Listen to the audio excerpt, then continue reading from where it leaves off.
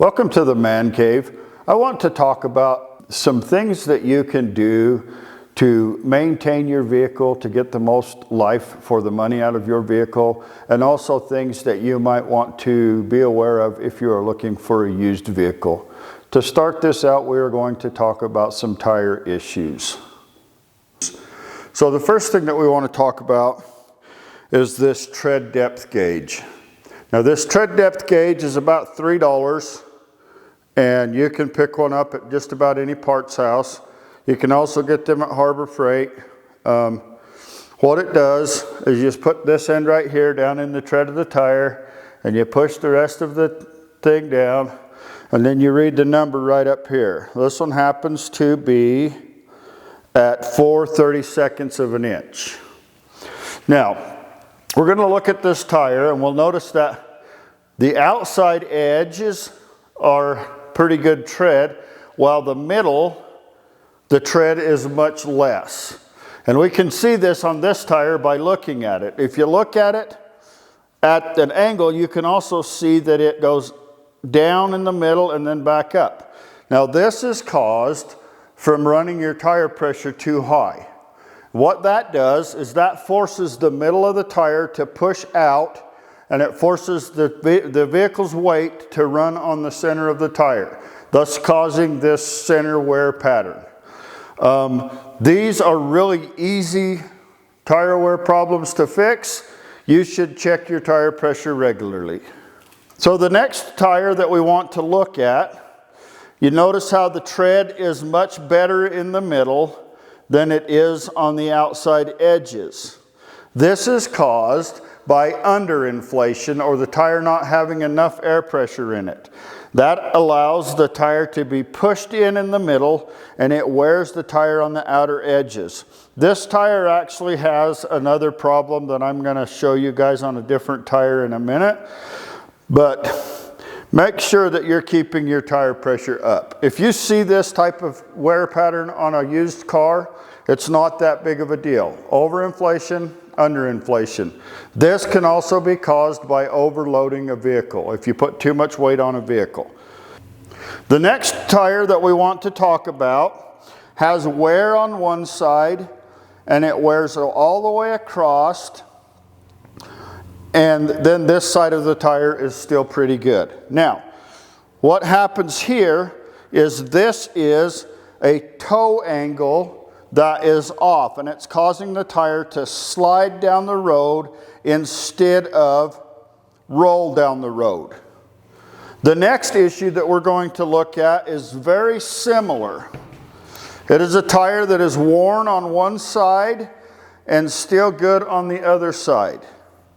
This is a camber wear issue. Camber is the way that the tire tilts in relationship to the car.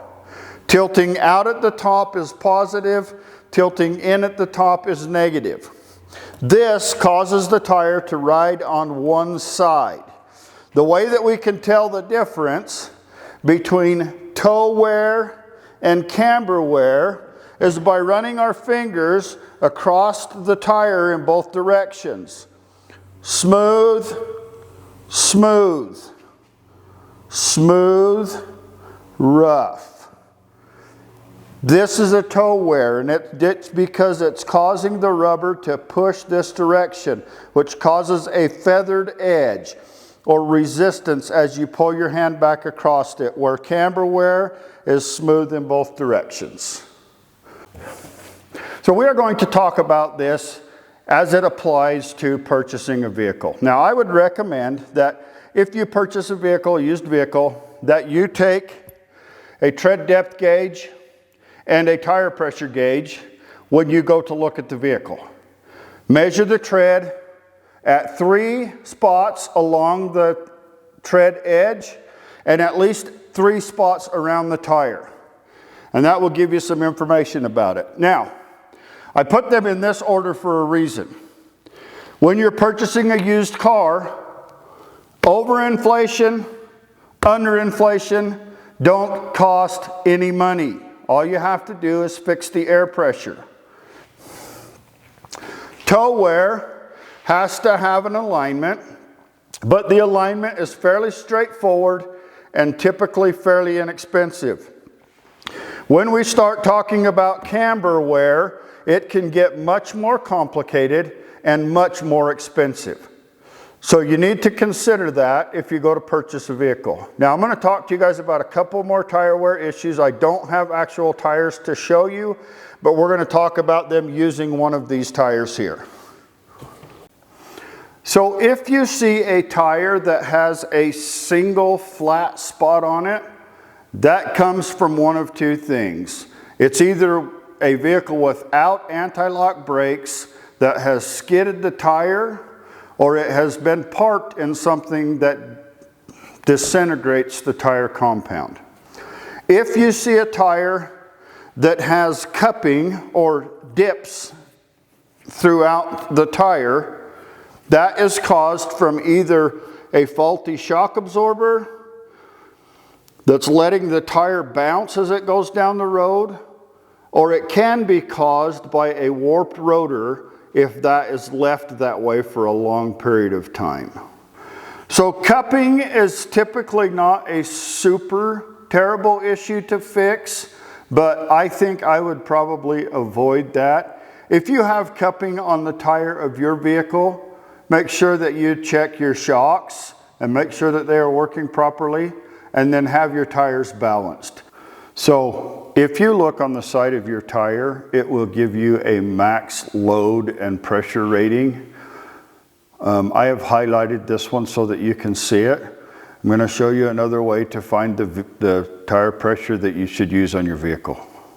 So the other way to find your tire pressure is right here on your door sticker.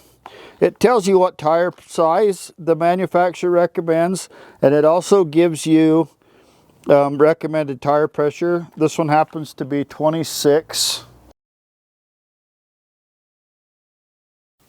So thank you for watching. I hope that you got something out of this video that will help you to save a little money. Please hit the like or subscribe button and share this video with others. Thank you.